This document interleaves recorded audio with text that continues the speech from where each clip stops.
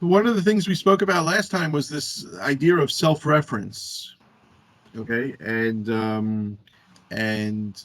it's a very important, it's a central theme of the entire book. This concept of self-reference is a central theme in this entire book. But the easiest place to see it is with language. Okay, so if I say this sentence is false, it's either true, neither true nor false. So I start off talking about the Lair Paradox. Okay, and how it works, and how many different examples of this Lair Paradox. And it seems to be an extremely fundamental thing. And again, the reason for the Lair Paradox is because language not only deals with the external world, like saying this is a cell phone, but language can talk about language. And you can say, oh, we are now talking now. We are now talking to each other. So that's a sentence, okay? And it's about what we're doing. So it has that self-reference in it, okay? Okay, so I'm just giving an overview of what the chapter is all about, rather than getting into technical details about it. Uh, so in the first section, we talk about this Lair Paradox and different versions of the Lair Paradox, and I try to show how prevalent it is.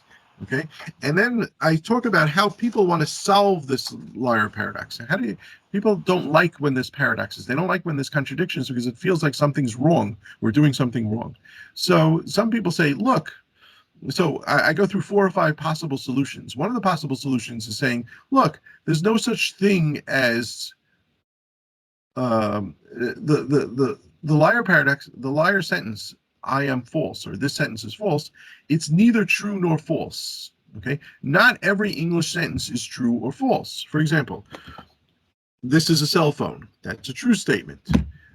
This is a great book. That's a true statement.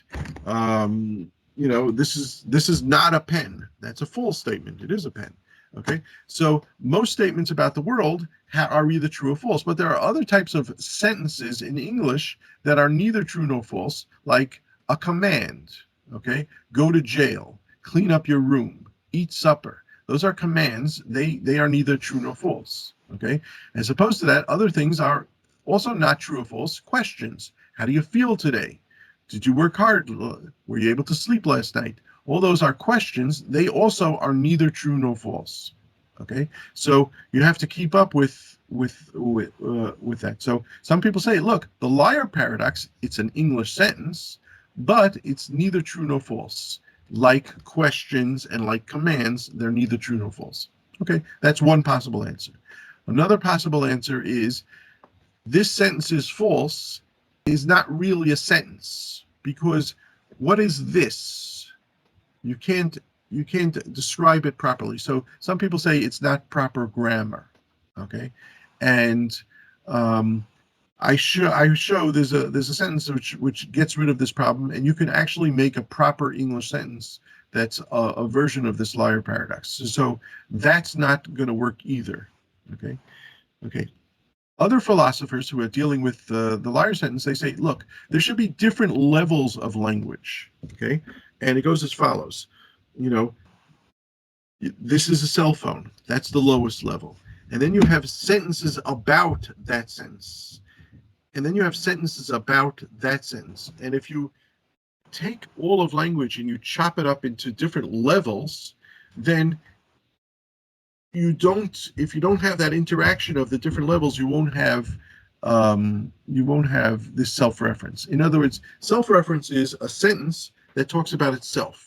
Okay, but if you don't allow sentences to talk about themselves, then you will not have the Lair Paradox. So that's a possible solution, but it's not a good solution, because in the English language, we do have self-reference. And I give some nice examples, and I just want to go through it because they're cute.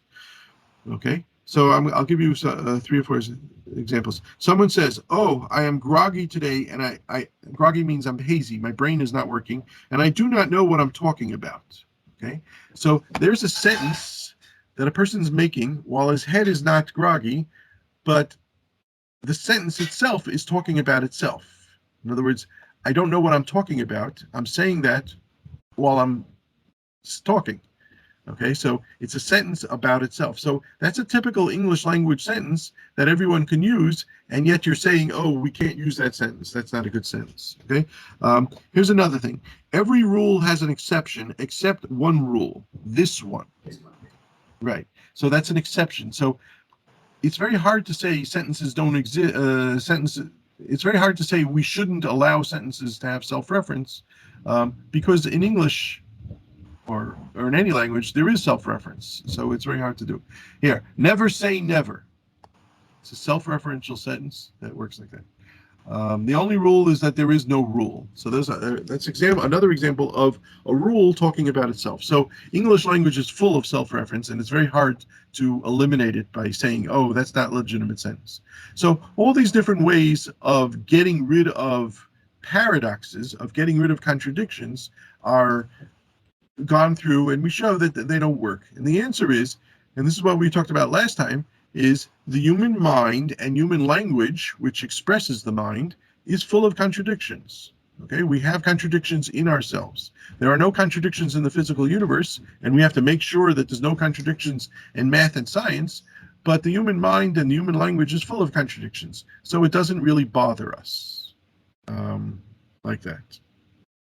Okay, so it's not a solution, but it just says, look, it's part of human mind and human language to have contradictions. So that's the first section of the book. The second, I'm just going to go a little bit quicker. The second section is just talking about self-reference, and I talk about 4 different examples of self-reference outside of language, besides language. So one is called the Barber Paradox, one is called the Heterological Paradox, one is called the Reference Book Paradox, and one is called the Russell's Paradox, and maybe we'll talk about them.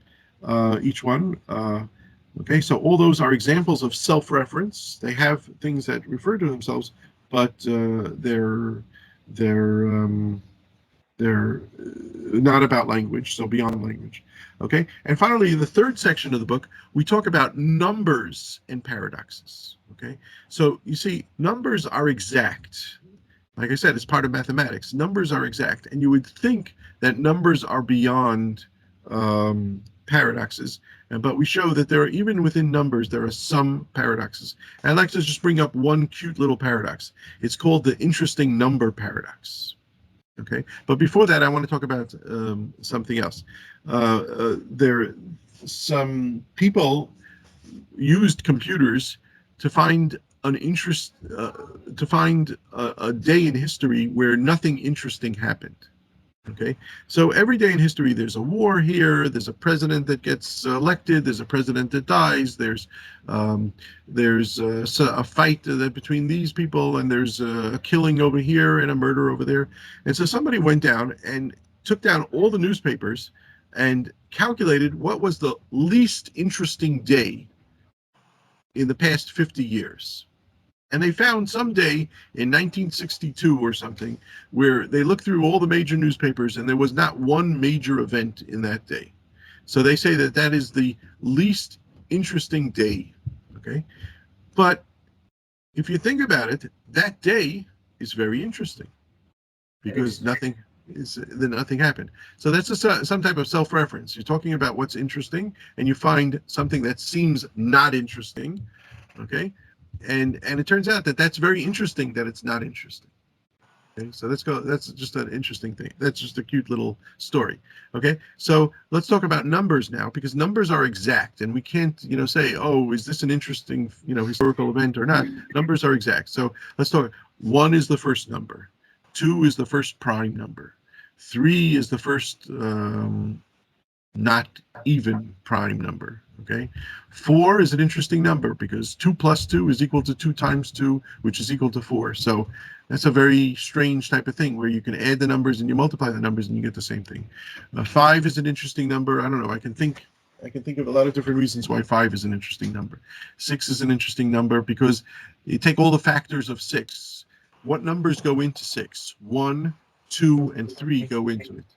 Okay, if you add 1 plus 2 plus 3, you get 6. Okay, so that's called a perfect number. There are not a lot of perfect numbers. There are some perfect numbers where if you take all the numbers that factor into it and you add them together, you get back that number.